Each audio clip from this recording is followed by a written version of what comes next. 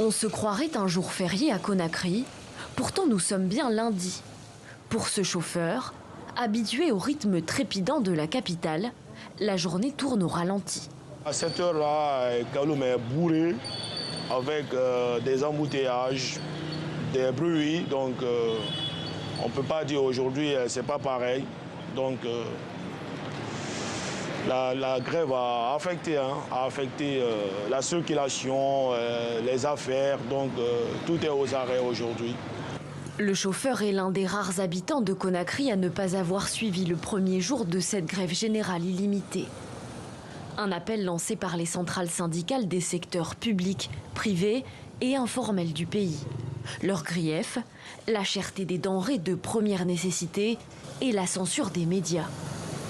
Banques, écoles, commerces, la grève semble avoir été largement suivie, jusque dans les institutions de santé. Comme ici à l'hôpital Ignace Dine, il y a moins de soignants que d'ordinaire ce lundi, mais un service minimum est assuré. Quand il y a des manifestations, ce qu'on craint, c'est des violences.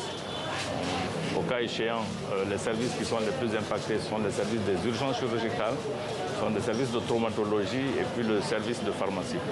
Donc tous ces chefs de service sont en place, les dispositions sont prises pour que, en cas de débordement, que ces blessés soient pris en charge correctement. Dès la nuit de dimanche à lundi, des jeunes ont manifesté bloquant cette voie rapide qui traverse Conakry. Face à eux et à leurs jets de pierre, les forces de l'ordre. 2 manifestants ont été tués par balle dans l'après-midi, selon les familles des victimes et une source hospitalière. Malgré l'interdiction de manifester, contestation et grève pourraient bien durer en Guinée, notamment du côté du syndicat des professionnels de la presse. Ils donnent comme condition aux autorités la libération de leur secrétaire général. Tant que Jamal Penessa n'a pas, disons, recouvert toute sa liberté, non seulement le mot d'ordre de grève ne va pas être levé, mais aussi on n'ira pas prendre part à quelconque dialogue avec le gouvernement guinéen.